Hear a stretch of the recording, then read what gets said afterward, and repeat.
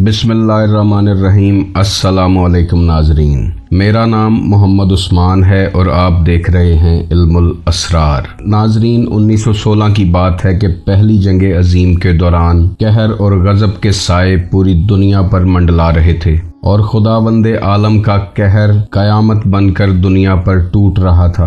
एक फौजी दस्ता बैतुल मुकद्दस से चंद मील दूर यलगार करता हुआ जा रहा था कि औंतरा नामी एक छोटे से गांव के टीले से अंधेरी रात में एक अजीब सी चमक निकलती हुई उन्हें दिखाई देती है। इस फौजी दस्ते ने जब वो अजीब किस्म की चमक एक टीले से निकलती हुई देखी तो वो ठहर गया। चंद सिपाहियों ने इस रोशनी की तरफ बढ़ना शुरू किया।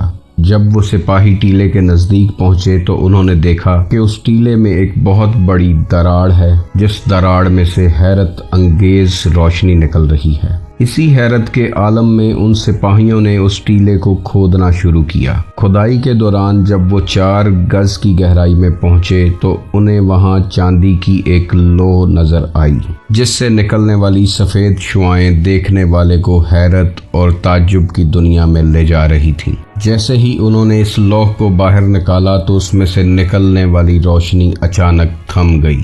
इस फौजी दस्ते ने जब इस लौह का मौजज़ा देखा तो वो उंगलियां चबाने पर मजबूर हो गया, क्योंकि एक बेशकीमती लौह, एक बेशकीमती खजाना उनके हाथ लग चुका था। लेकिन इस लौह में से निकलने वाली रोशनी का अचानक बंद हो जाना उनको खौफ और दहशत में मुब्तला कर रहा था। आखिरकार वो उस लौह को लेकर अपने आला अफसर, जिसका नाम मेजर A.N. ग्रैंडल था, उसके पास पहुंचे।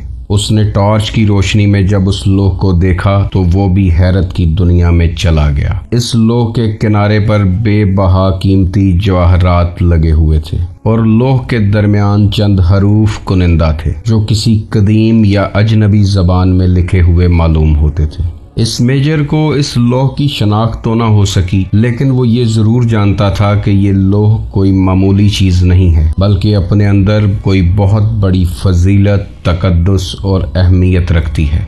मेजर ग्रैंडल की कोशिश से ये तख्ती दस्त बदस्त मंजिलें तय करती करती अफवाज बरतानिया के लेफ्टिनेंट जनरल D.O. ग्लैडस्टोन के पास पहुंची, जिसने इसे आगे बरतानवी माहिरीन आसार कदीमा के सुपुर्द कर दिया। 1918 में जैसे ही जंग अजीम ख़त्म हुई तो इस लौह पर तहकीक का काम शुरू हो गया। इसकी तहकीक के लिए एक ख़ास कमेटी बनाई गई, जिसमें अमेरिका, इंग्लैंड, फ्रांस और यूरोपीय ममालिक के उन माहिरीन को शामिल किया गया जो पुरानी ज़बानों को समझते थे। कई महीनों तक इस तख्ती पर तहकीक जारी रही और आखिरकार ये तहकीकाती टीम अनथक मेहनत के बाद इस नतीजे पर पहुंची कि ये लौह कोई आम लौह या तख्ती नहीं है, बल्कि ये लोहे सुलेमानी है और इस पर जो अल्फाज कुनिंदा हैं वो कदीम इब्रानी ज़बान के हैं और यही अल्फाज ज़बूर और हज़रत सुलेमान अलैहिस्सलाम पर नाजिल होने वाले सहीफ़ों में इस्तेमाल हुए हैं। नाजरीन, इस तख्ती या लौह के बारे में मज़ीद जानने से पहले इस वीडियो को लाइक कीजिएगा, शेयर कीजिएगा और चैनल को सब्सक्राइब कीजिएगा ताकि आपका और हमारा राब्ता बना रहे। 21 जनवरी 1920 की सुबह को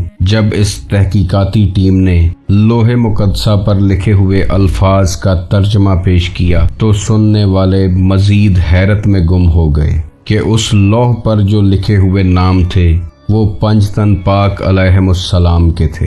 इन अल्फाज का अगर उर्दू में तर्जमा किया जाए तो ये अल्फाज हैं, या अली मेरी मदद कीजो, या अहमद पहुँचो, या बतूल निगाह रखो, या हसन करम फरमाओ, या हुसैन खुशी बख्शो।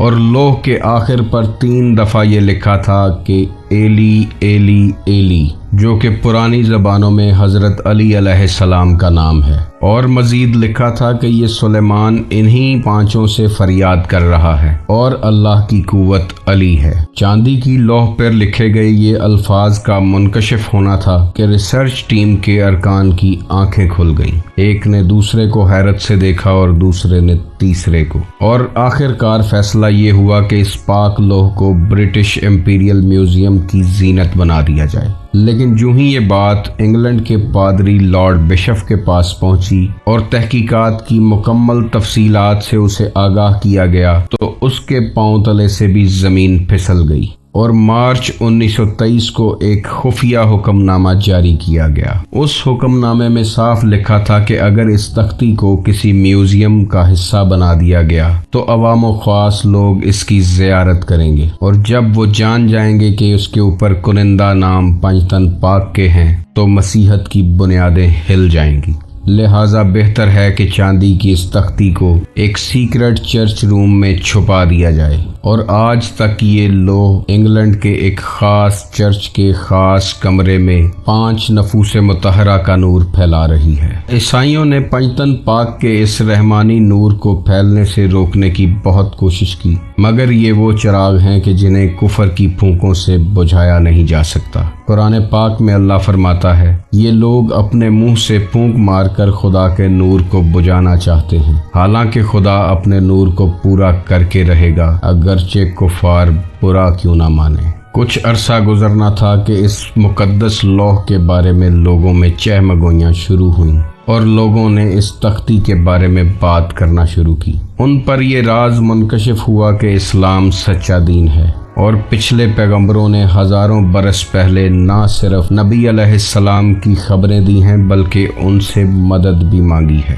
اس تختی پر پنجتن پاک کے ناموں کا کنندہ ہونا اور ریسرچ ٹیم کے نتائج کا اخذ ہونا بہت سے لوگوں کو عیسائیت سے نکال کر اسلام کی طرف لے گیا۔ ناظرین، یہی وہ 5 نام ہیں کہ جن کے واسطے اور وسیلے سے نبیوں کی دعائیں قبول ہوتی تھیں۔ یہی وہ 5 نام ہیں جو حضرت آدم علیہ السلام نے عرش کی ساکھ پر دیکھے تھے۔ انہی ناموں کے واسطے وسیلے سے حضرت آدم علیہ السلام کی توبہ قبول ہوئی تھی۔ یہی وہ 5 مقدس نفوس ہیں کہ جن کی خاطر یہ کائنات بنائی گئی۔ یہی وہ 5 ہستیاں ہیں کہ جن کے واسطے وسیلے سے انسان معرفت الہی تک پہنچتا ہے۔ بے دم یہی تو 5 ہیں مقصود کائنات، خیر النساء حسین و حسن مصطفیٰ علی۔ اللہ تعالیٰ آپ کو اور مجھے پنجتن پاک کے نور کے سائے میں رکھے۔ آپ خوش رہیں، آباد رہیں، اور رحمت خداوندی آپ کے گھروں پر برستی رہے۔ اللہ حافظ۔